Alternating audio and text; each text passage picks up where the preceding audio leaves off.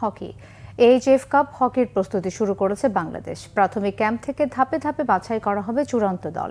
Senior খেলোয়াড়দের fitness ফিরিয়ে আনায় বিশেষ নজর থাকছে কোচের। বেশি বয়সের কারণে ক্যাম্পে ডাক পাননি অভিজ্ঞ রাসেল মাহমুদ জিমি। এই টুর্নামেন্টে শিরোপা ধরে রাখার মিশন বর্তমান চ্যাম্পিয়ন বাংলাদেশের। মানিক মাহমুদের রিপোর্ট।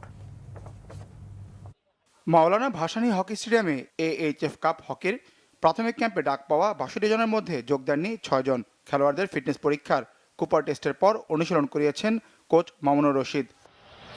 ফেডারেশনের সিদ্ধান্ত ৩২ বছরের বেশি বয়সের কোনো খেলোয়াড়কে দলে নেওয়া হবে না। তাই জায়গা হয়নি ৩৮ বছর বয়সী বাংলাদেশের হকির ব্র্যান্ড রাসেল মাহমুদ জিমির। আগামী ১৭ থেকে ২৭ এপ্রিল ইন্দোনেশিয়ার জাকার্তায় হবে ৭ম এইচএফ কাপ হকি। তারুণ্য আর অভিজ্ঞতার মিশেলে শক্তিশালী দল গড়ার চেষ্টা কোচের। খেলোয়াড়দের ফিটনেস ফেরানোটাই প্রথম চ্যালেঞ্জ তার।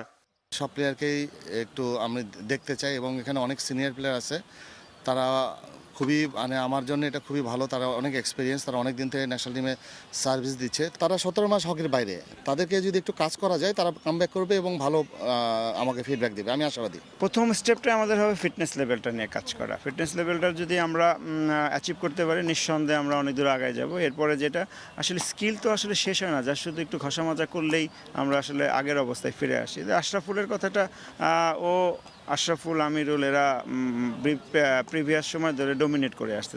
এইচএফ কাপ হকিতে অন্যতম সফল দল বাংলাদেশ। ৪ আসরের চ্যাম্পিয়ন, কিন্তু ব্যর্থ এশিয়া কাপে। পয়েন্ট টেবিলে সেরা ৬ থাকতে না পারায় সুযোগ হয় না সরাসরি খেলার। তাই সেপ্টেম্বরে ভারতে এশিয়া কাপের টিকিট পেতে টপকাতে হবে বাছাই পর্ব এইচএফ কাপ হকির হার্ডল। এখানে আপনার প্রায় 10টা টিম অংশগ্রহণ করবে। তো 10টা টিমের মধ্যে আমার মেন অপোনেন্ট আমি আশা করছি যে ওমান টিম ভালো খেলছে। এইচএফ কাপ খেলতে যাচ্ছে, এখানে আমাদের টার্গেট চ্যাম্পিয়নশিপ এবং এখানে প্রথম 4টা টিম নেক্সট এশিয়া কাপের 6টা টিমের সঙ্গে যুক্ত হয়ে 10টা টিম এশিয়া কাপ খেলবে। প্রথম ধাপের অনুশীলন শেষে আগামী 25 ফেব্রুয়ারি থেকে দ্বিতীয় দফায় অনুশীলন করবে মামুনুর রশিদের শিষ্যরা। মানিক মাহমুদ, বাংলা ভিশন, ঢাকা।